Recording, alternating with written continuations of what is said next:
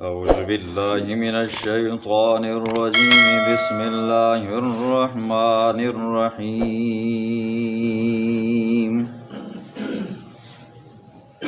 لتجدن أشد الناس عداوة للذين آمنوا اليهود والذين أشركوا ولتجدن أقربهم مودة للذين آمنوا الذين قالوا إنا نصارى ذلك بأن منهم قسيسين ورهبانا وأنهم لا يستكبرون.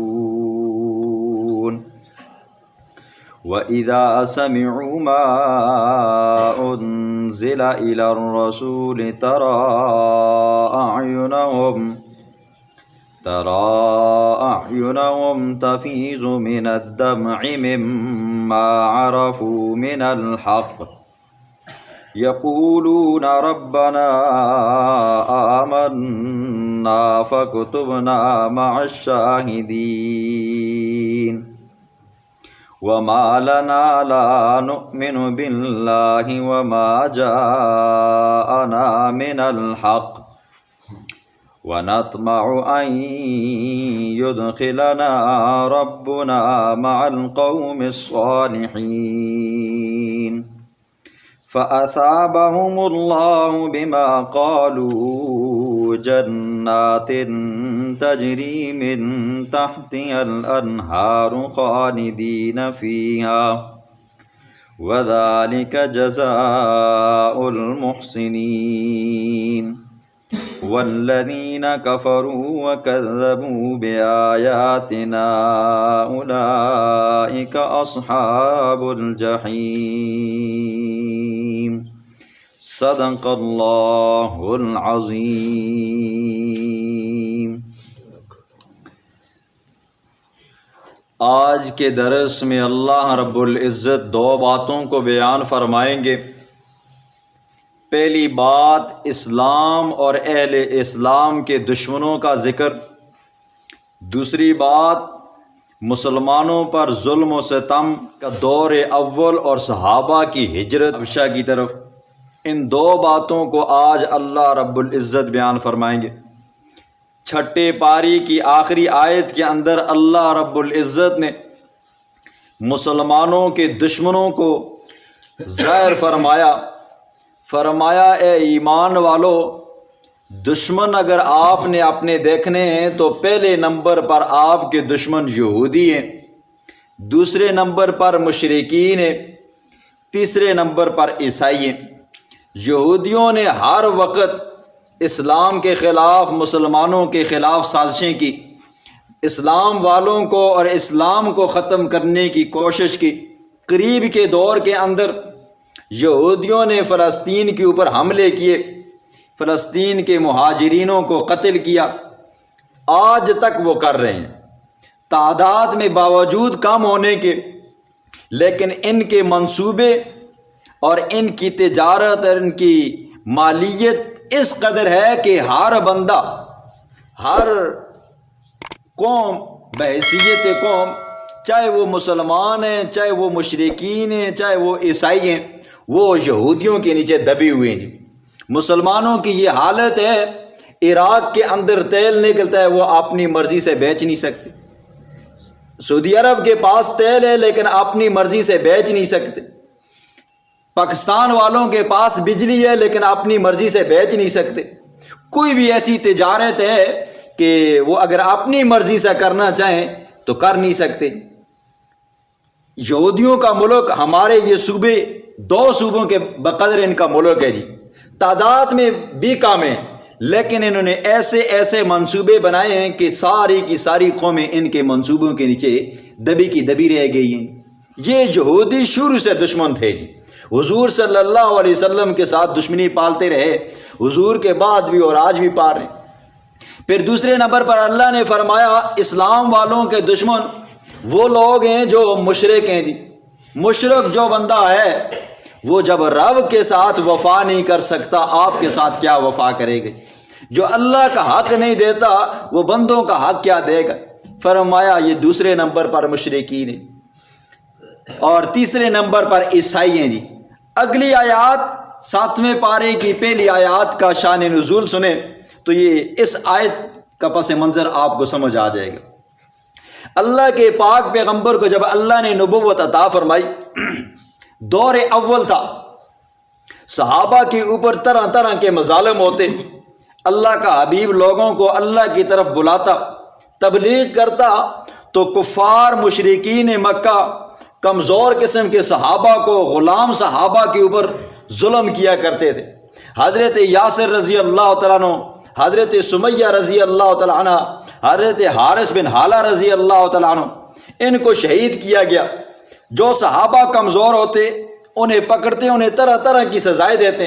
حضرت عثمان رضی اللہ تعالیٰ عنہ کو شروع کے دور کے اندر چاچا ان کو دھوئیں کے اندر بند کر دیتا۔ اسی طرح اور صحابہ، حضرت بلال حبشی کا کل آپ نے تذکرہ سنا، طرح طرح کے ظلم ڈھائے جاتے جی۔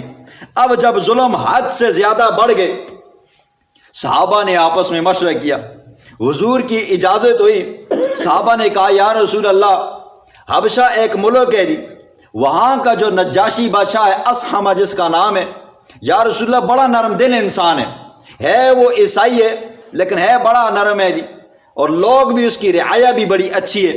حضور صلی اللہ علیہ وسلم نے ایلچی بھیجا، جا کر تحقیقات کر لو، آیا وہ بندہ نرم دل ہے یا اس کی رعایا نرم دل ہے یا نہیں ہے۔ جب ایلچی گیا وہاں سے پتہ کر کے آیا، یا رسول اللہ خود بھی بڑا نرم دل ہے اور اس کے جو رعایا ہے وہ بھی بڑی نرم دل ہے۔ حضور کو یہ بھی بتایا گیا، یا رسول اللہ نہ وہ خود کسی پر ظلم کرتا ہے نہ کسی کو ظلم کرنے دیتا ہے۔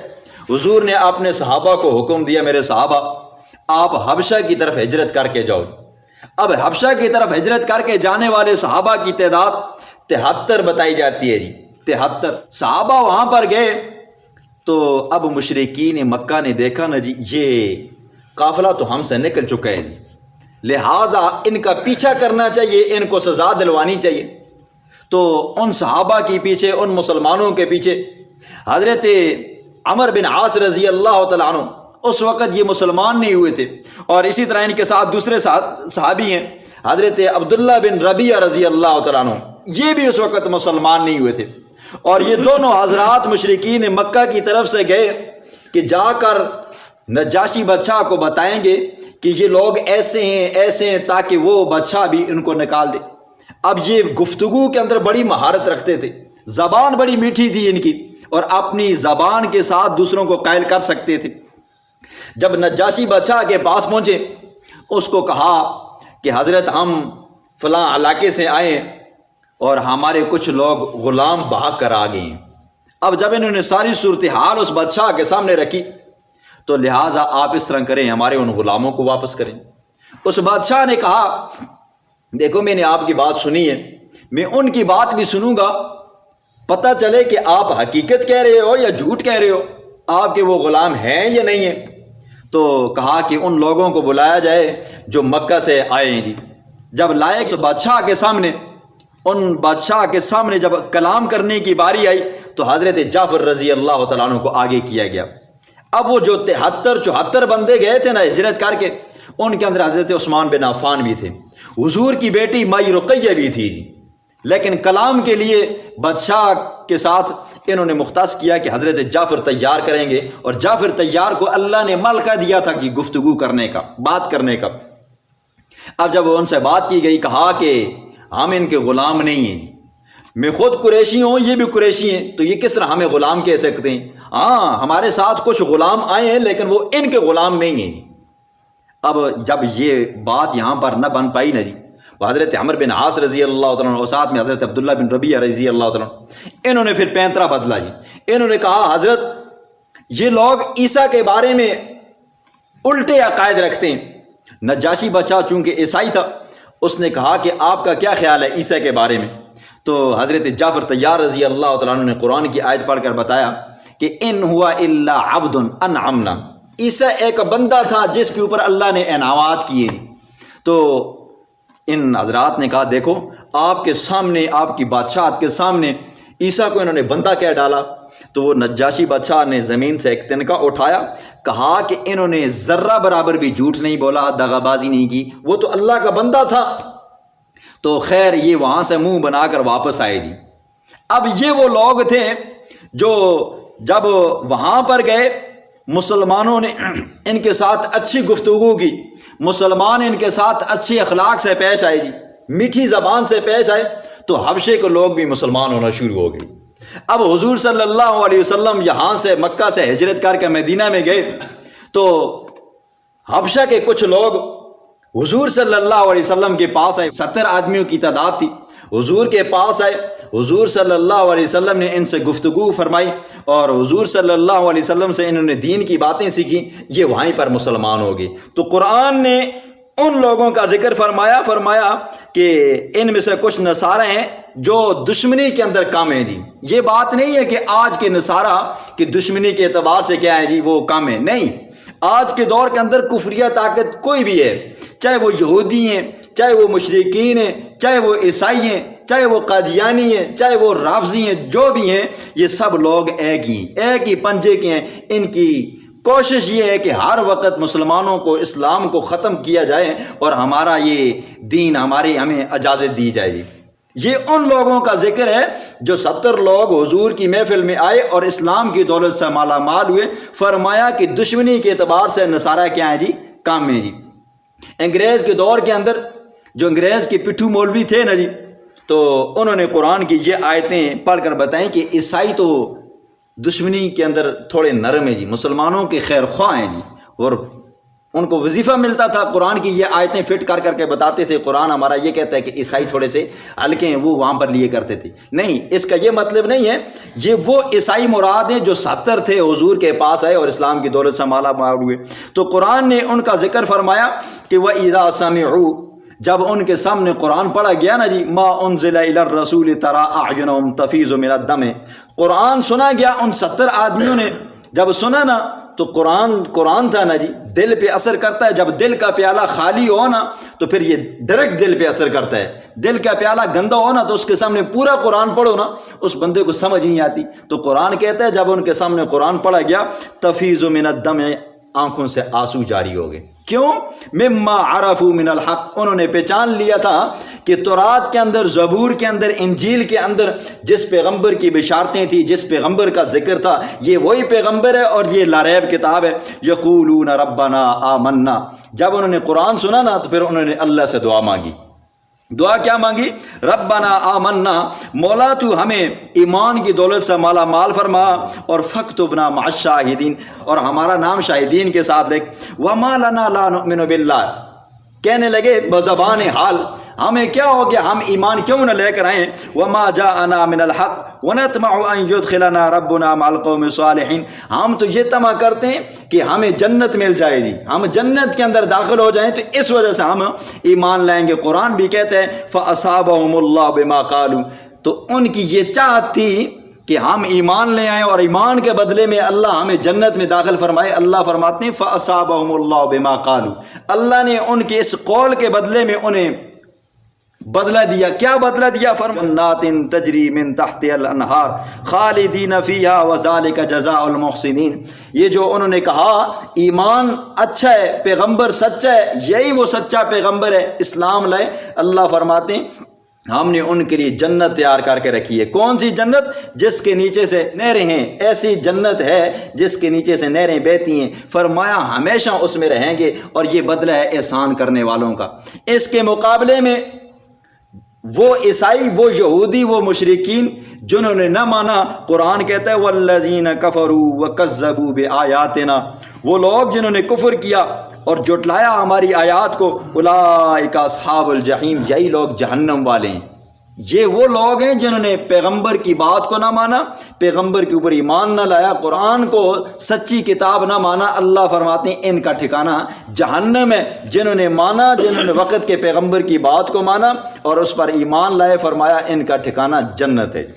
بسم اللہ الرحمن الرحیم۔ لتجدن اشد الناس، البتہ آپ پاؤ گے اشد الناس، لوگوں میں سے سب سے زیادہ سخت، عداوتاً دشمنی کے اعتبار سے، للذین، واسطے ان لوگوں کے، آمنو جو ایمان لائے، الیہود وہ یہودی ہیں، والذین دوسرے نمبر پر، اشرکو وہ لوگ ہیں جنہوں نے شرک کیا، ولتجدنہم تیسرے نمبر پر وہ لوگ ہیں، ولتجدنہم البتہ ضرور آپ پاؤ گے، اقربہم مودۃ للذین زیادہ قریب دوستی کے اعتبار سے ان لوگوں کو، آمنو جو ایمان لائے، اور قالو انہوں نے کہا، انا نصارا ہم عیسائی ہیں، ذالک یہ اس وجہ سے، بان منہم بے شک ان کے درمیان میں، قسیسین علماء تھے، ان کو بتاتے تھے کس نبی آخر الزماں آئے گا اس کی یہ صفات ہوں گی، ورہبانا اور درویش ہوں گے، وانہم لا یستکبرون اور بے شک وہ تکبر نہیں کرتے۔ وَإِذَا سَمِعُوا جب سنا نجاشی بادشاہ نے اور اس کے درباریوں نے، ما اس کلام کو، انزل الی الرسول جس کو اتارا گیا پیغمبر علیہ الصلوۃ والسلام کی طرف، ترا آپ نے دیکھا، اعینہم ان کی آنکھیں، تفیض من الدم بہ رہی تھیں آنسوؤں سے، مما اس وجہ سے، عرفوا من الحق انہوں نے پہچانا حق کو، یقولون ربنا انہوں نے کہا، ربنا اے ہمارے رب، آمنا ہم ایمان لائے، فَكُتُبْنَا پس ہمیں لکھ ڈال، مع الشاہدین شاہدین کے ساتھ، گواہوں کے ساتھ، وَمَا لَنَا اور کیا ہو گیا ہمارے لیے کہ اللہ لا نؤمن باللہ ہم ایمان کیوں نہ لائیں، وَمَا جَاءَنَا مِنَ الْحَقِّ حالانکہ ہمارے پاس حق آ پہنچے، وَنَطْمَعُ اور ہم طمع کرتے ہیں، أَن يُدْخِلَنَا ربنا ہمارا رب ہمیں داخل کرے، مع القوم الصالحین صالح قوم کے ساتھ، فَأَثَابَهُمُ اللَّهُ انہوں نے دعا مانگی، اللہ نے دعا کو قبول فرمایا، اللہ نے انہیں بدلہ دیا، بما قالو بسبب اس کے، قالو جو انہوں نے کہا، عقیدے کے طور پر، جنات باغاتیں، تجری بہتی ہیں، من تحت الانہار اس کے نیچے سے نہریں، خالدین فیہا ہمیشہ رہیں گے وہ اس میں، وذالک جزاء المحسنین یہ بدلہ ہے احسان کرنے والوں کا، والذین کفروا وہ لوگ جنہوں نے کفر کیا، وکذبوا اور انہوں نے جھٹلایا، بآیاتنا ہماری آیات کو، اولئک اصحاب الجحیم یہی لوگ ہیں جہنم والے۔